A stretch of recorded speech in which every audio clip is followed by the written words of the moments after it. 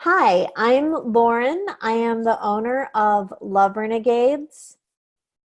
Let's talk about drama. In our relationships, drama can be seen as this inevitable thing. And this is true even if you're someone who really just doesn't like drama and you do whatever you can do to not have drama in your relationships. And this is, of course, also true if you're more on the drama queen spectrum of things. Drama and really looking at drama in regards to our relationships and how it can, yes, it can hold us back, but it can also support us in really making the changes that we feel guided to make within ourselves and setting boundaries within our relationships too.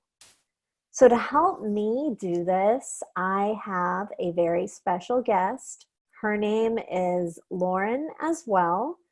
And Lauren is a behavioral specialist who works with kids who have autism and other disabilities.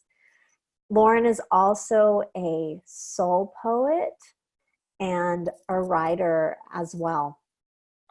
So, Lauren and I are going to explore the law of drama, which is one of the laws of relationship that separates us from love by making it to where we don't respond to drama in a way that really supports our heart's desire, us realizing that heart's desire. So enjoy the interview, and we're both curious to hear your thoughts on how drama comes up for you.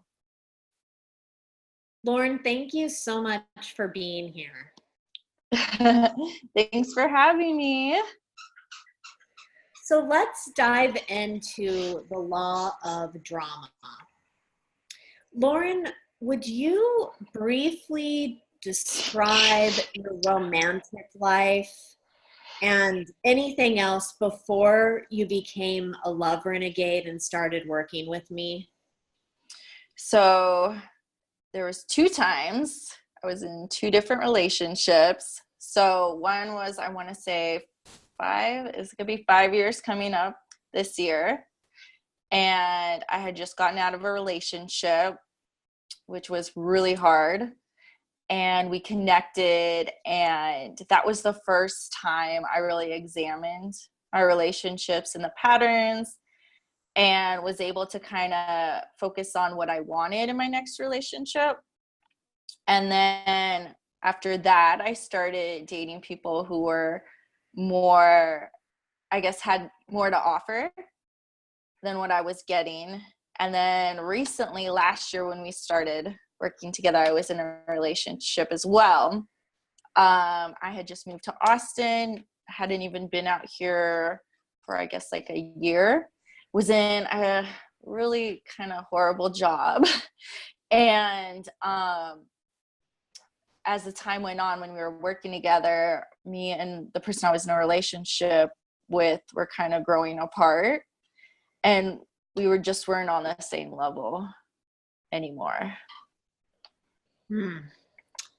Yeah, I remember when you and I first met, it was when you had ended that other relationship, and I remember the incredible healing that you did in that in Yeah. our time together there. And I remember how you ended up meeting the person who you're no longer in a relationship with. But how long were you two together? We were together for about 3.5 years. That is a good run.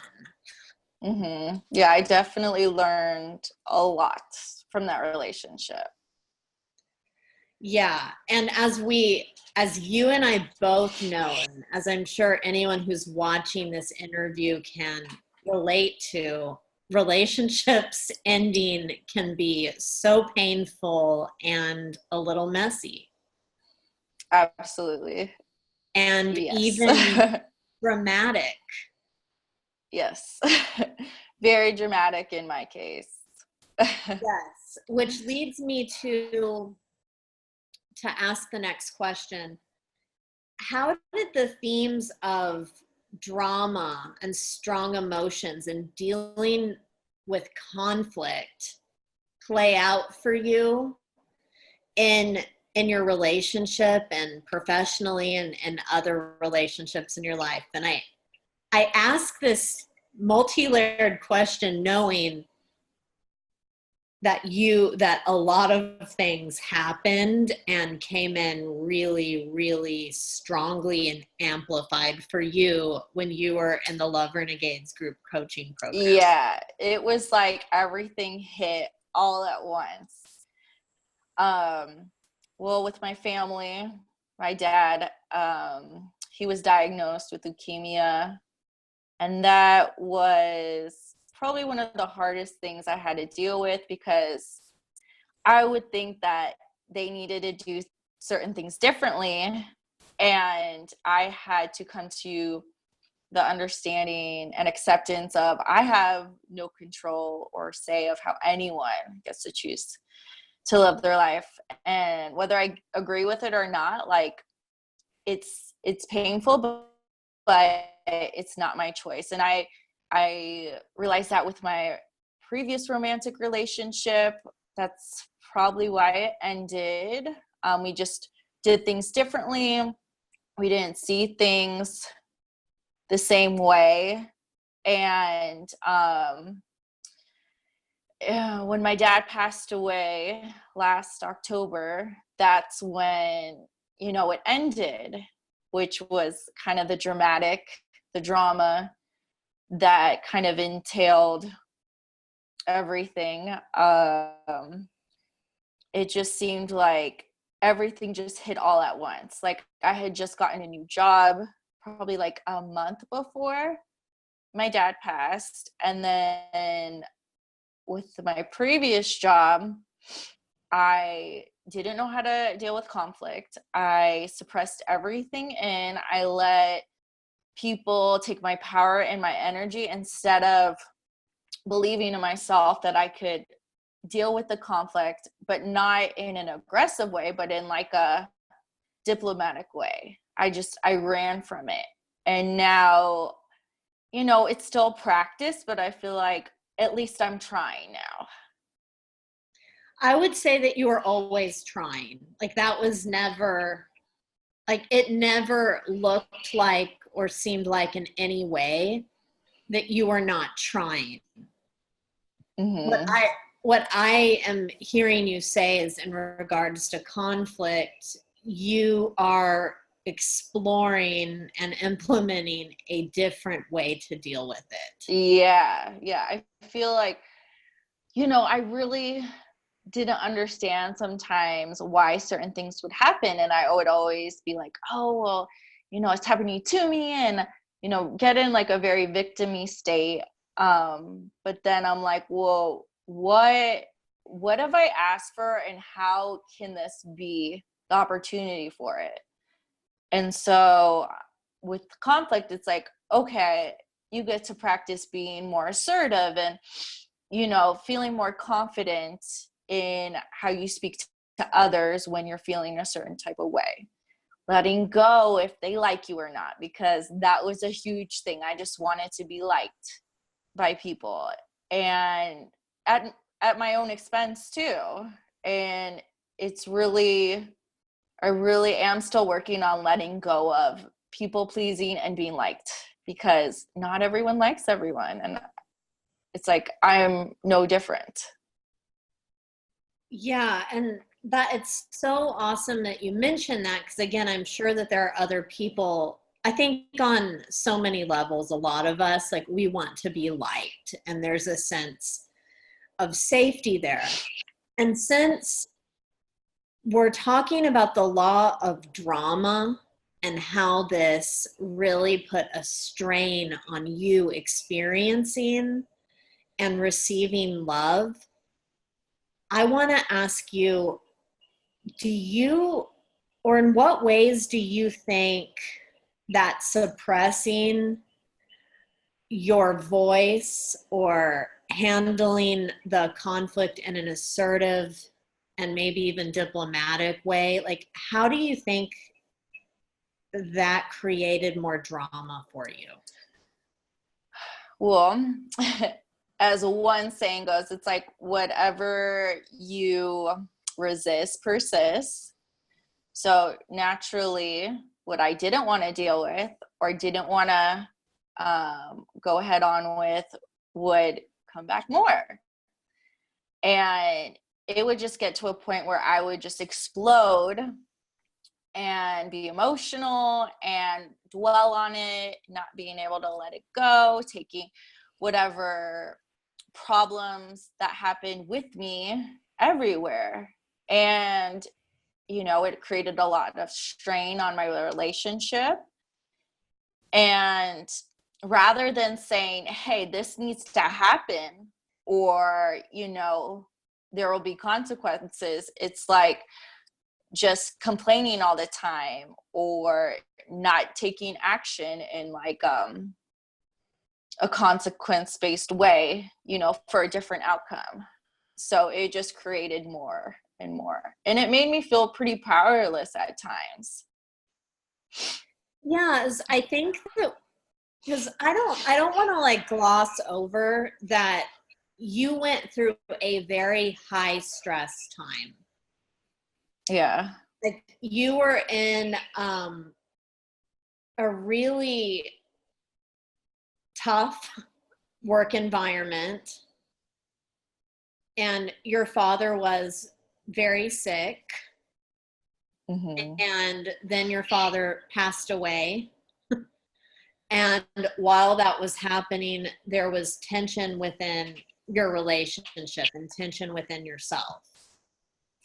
Yeah, and it ended 11 days after my dad passed away. So it was like going through two griefs at once. It was, and it still is a lot to handle, but I feel like when I was in that program with you and I was just ready, I was like, whatever's holding me back, I'm ready to let go of. And then it's like the universe responds. Oh, it absolutely responds. And it was just like one thing after another. And I'm like, okay. So I wrote this thing. It's like, be mindful of what you ask for, because miracles come in disguise.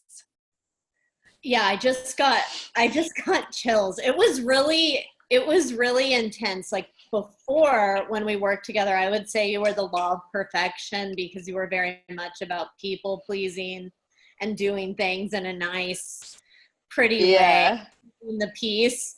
But you switched gears so hardcore into the law of drama. And again, Oh my God, yeah.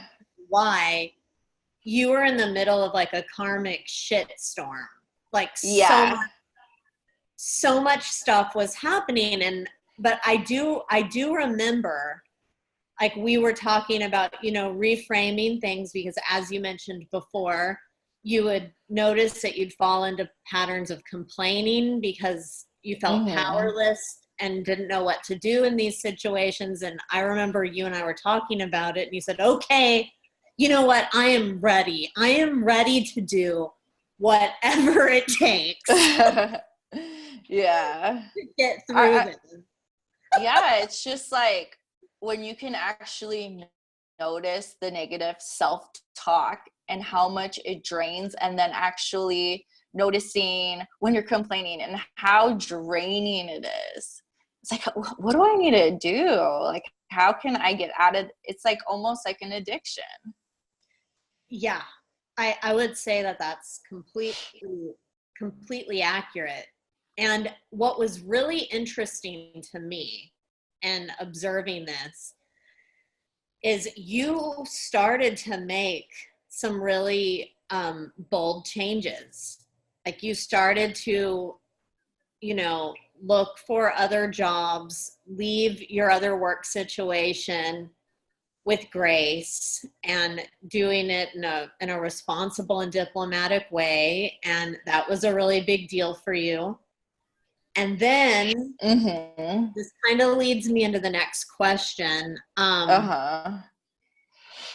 The question is, what was a catalyst for you to break the law of drama? So after you made all of these new changes, I think that's when the drama really hit. So can you describe what happened? um well, it was actually one night. I flew home to visit my dad before he passed while he was still sick. And I just remember it was probably one of the worst times I've been in, just in general, around so many people in my family and seeing that. And I felt so absorbed in them.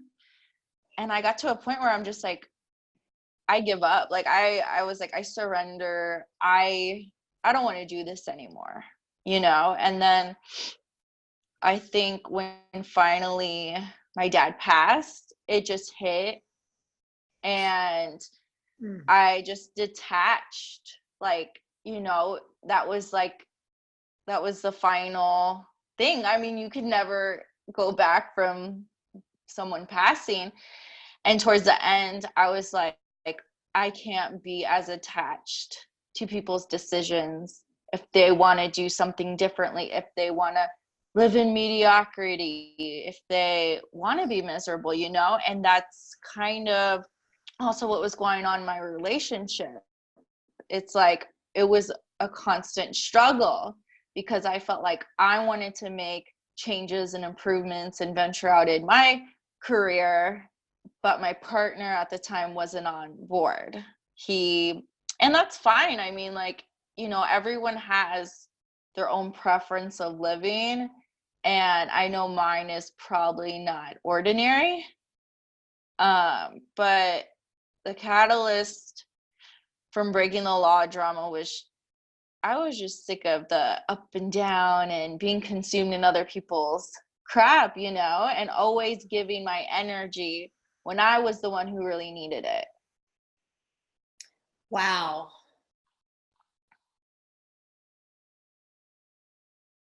You were sick of giving other people all of your energy when you were the one who really needed it. Absolutely. I mean, watching a parent die, that's hard. And I really needed my energy for that, you know? And I think while working together and really being supported with coaching and focusing on meditating and my alone time, I don't think I'd be able to get through it, you know? And I was so blessed that I had the opportunity to experience forgiveness before my dad passed, that it wasn't as hard for me.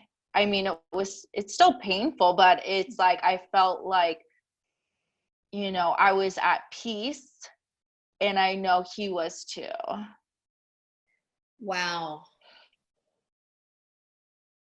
You know, I know we're talking about like a very real life situation, like death. Like death is something that we're all going to go through personally, and we're going to have loved ones who die. And I also want to touch on the symbolism of what's happening here with the law of drama.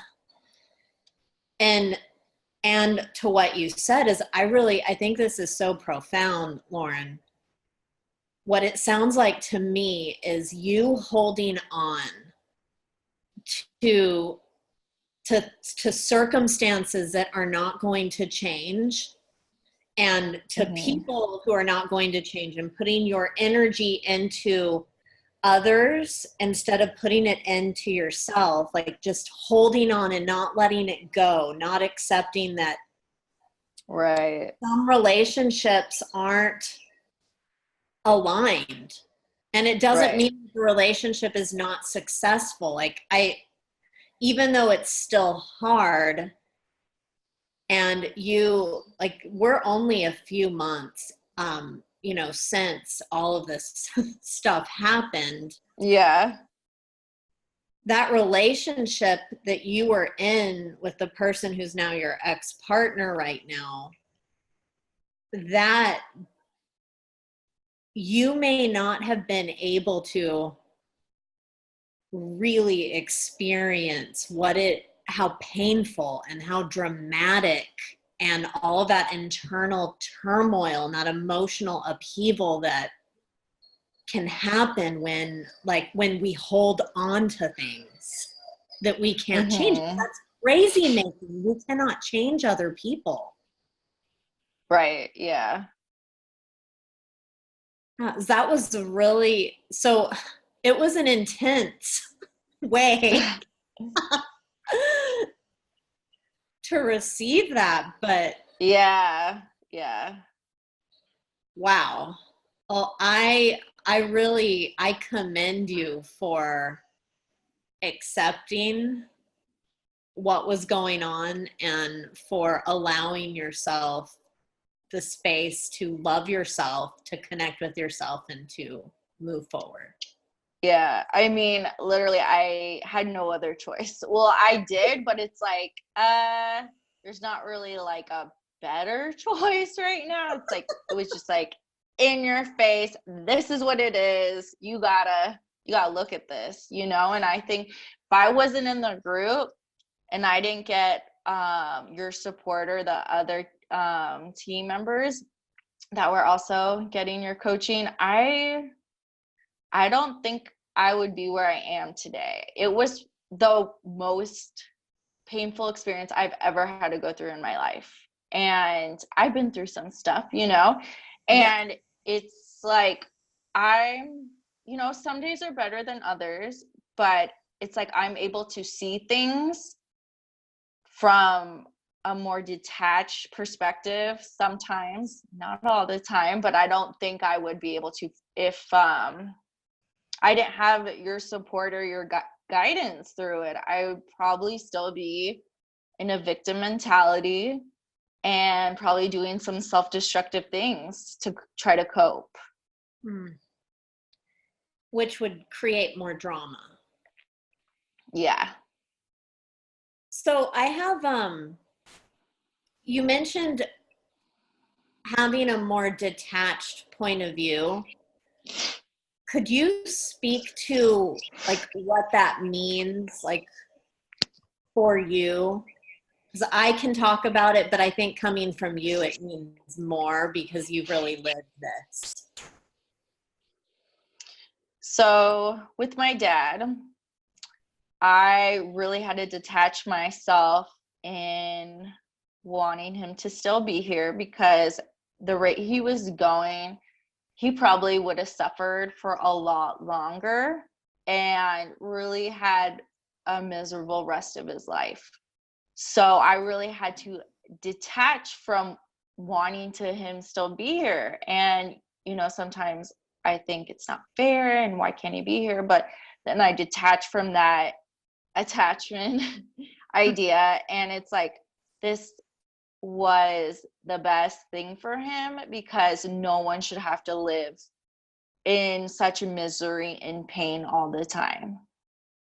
And you know that it's hard, but it's coming from a place of selflessness because I learned a lot from the forgiveness I experienced with him and detaching from wanting him to still be here.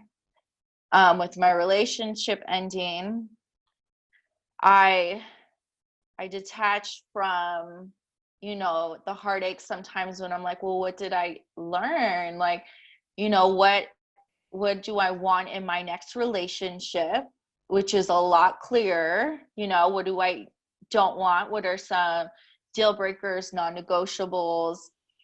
What does that look like? So it's a lot more clarity. And the lessons I learned and the experiences, you know, those will always be remembered too. And it's like, it's just trying to remember those moments of like detachment, because going through changes and painful experiences, it's like we get so attached to the circumstances. What the ego is like trying to manipulate us to think like, oh, you weren't good enough, or it's your fault that so and so left. And I mean, we always want to take the blame or put the blame on somebody, but it's like everything serves a purpose. And if I or someone else can at least like remember that at times, I think it really helps. Yes. And it sounds to me like you use the word selfless, yet when I hear you talk, it sounds to me like you connected with empathy and self-compassion. Mhm. Like you're like, Yes. maybe I do think it's unfair that I was broken up with 11 days after my dad died and that my dad passed away. And I'm with that, and yet I can accept reality and Yeah. having empathy for just what was going on with your dad, like saying that there would have been a lot of suffering, so you understand why he Yeah. left. And it's not only that he suffered, we all suffered from it. I mean, my mom was basically his caretaker when he got sick, and going like to and from the emergency room like at least once a week. And I can't even imagine that stress, because they're in California and I'm in Austin, so I didn't get to see it up close. I only heard about it when they would tell me. So I can't really imagine what that was like for my mom too. And I know she struggles with it too, but I know she is at peace because I know she struggled with it, and seeing her husband of like they were together for like 40 years, and I'm sure that was not how she wanted to see him. Yeah, absolutely. So with what you went through, there were so many opportunities for drama and to just be like overtaken by the drama of it all. And Yeah, and there were times for sure. Yeah. that's so funny. Well, I don't know how funny how funny it really is. But what I'm hearing from you is allowing yourself space to really feel and experience the emotions that you were in, with all of this loss happening and with this upheaval happening, and how you did find your balance through it, and you made some new choices. Yeah. You break the law of drama. Yeah, definitely. What new things did you do that you resisted doing before? I focused on me, like 100% on me. Um, I was worried for my mom and my brother, but then I realized I'm going through the same thing, and they need to go through their process just like I need to. And that really helped me, because I felt like I didn't have to carry their sadness with me, and that's not my responsibility. And I think it's just so much better for all of us. And recognizing what I needed during everything. I mean, there was like a good 2 weeks I didn't get out of bed, like right after. But with the guidance and support I got from you and some other close people, I was able to be courageous enough to keep going in my life and focusing on what I needed to keep going.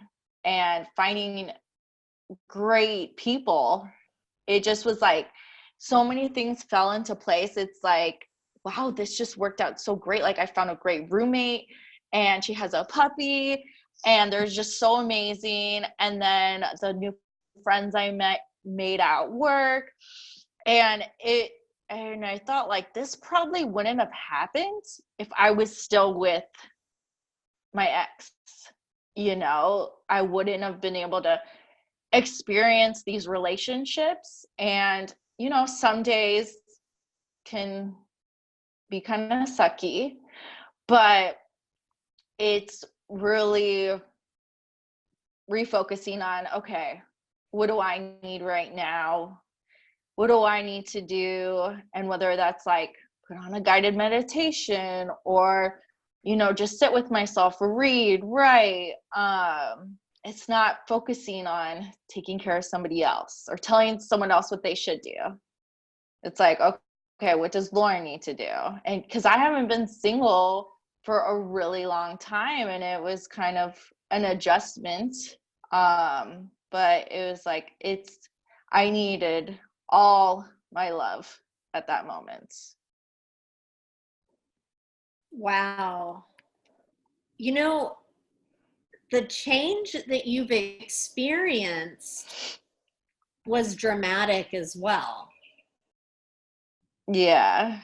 So before like your dad getting sick and then getting really sick, and before your former partner breaking up with you, what changed? What dramatic difference have you now experienced within yourself and within how you are in your relationships, professionally, and maybe even with dating? Well, I definitely listen to my gut more when it comes to dating. Before I would just kind of bypass certain red flags.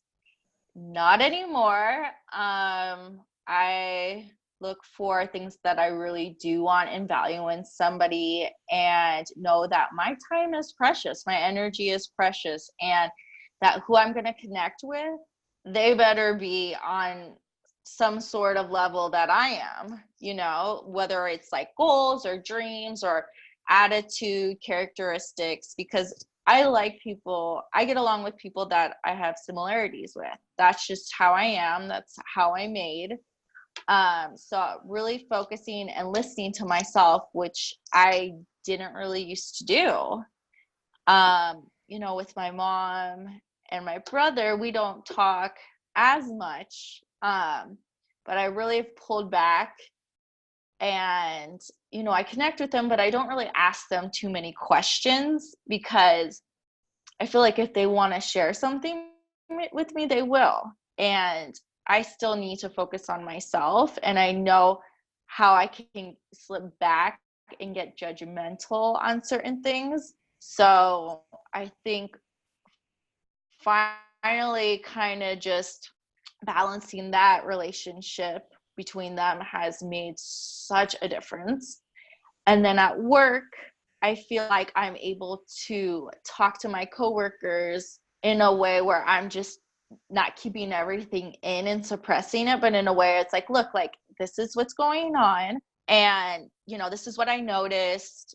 How can we handle this? And sometimes it's scary for me because I've never been too comfortable addressing, especially in the workplace, but it's been like really like a game changer, because I feel like, wow, like I feel like an adult now, like I can handle certain things that I kind of used to run away from, and then the drama would just keep going and going.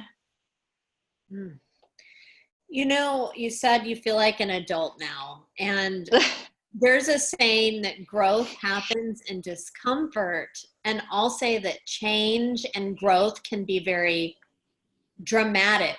And it sounds like you decided that you were going to take charge of your life, and that you were going to instigate whatever drama, and I have drama in quotes because taking on a conflict and being direct, that may feel very like dramatic, or it may feel like you're starting a conflict. So, and I know, how you're made at soul level, and I know how tough that is for you to do Oh it. my God, yeah. But to me, it sounds so much like you weren't going to let drama push you around. You were going to really instigate it and not get pushed around. Yeah.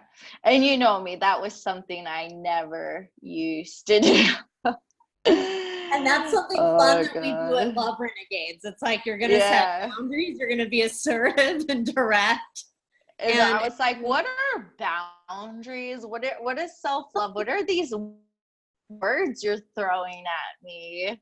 And now it's like, oh wow, I feel so much better and at ease and peaceful that this is actually like something, it wasn't even like in my scope of knowledge, Well, you've embodied it now.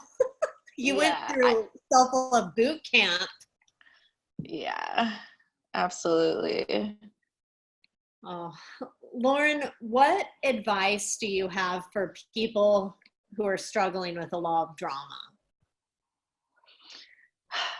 I would say get focused on what you want and what you don't want.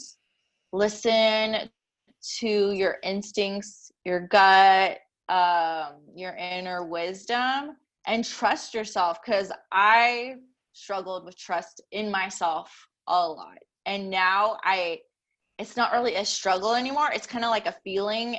And I'm like, okay, I have to do this. Like, I still have my days where I'm like, I shouldn't do this. I'm not ready. But it's like creating a life of balance and peace for the majority of the time, or whenever you can. It's just like a relief, when the drama is gone and you could just breathe. And it's like, that's when life is like the most beautiful and the most joyful.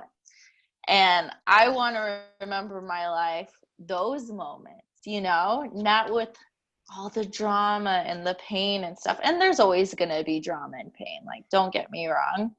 And I know change is super hard. I know as humans, we resist it so much, but it's inevitable. And through change on the other side, it's just miracles happen, and it's so worth it. Like, if you can just get through it and stick to it and have some people in your corner, whoever, it's gonna be worth it. Wow, thank you so much. I'm sure people are going to want to connect with you and maybe even get a soul poem from you and see some of your writing. What is the best way for them to do that? So you can connect with me on Instagram to see my writing and my poems at Lauren's Peaceful Poetry. Beautiful. Well, thank you so much for saying yes to letting me interview you about your journey with the law of drama. Yeah, thank you.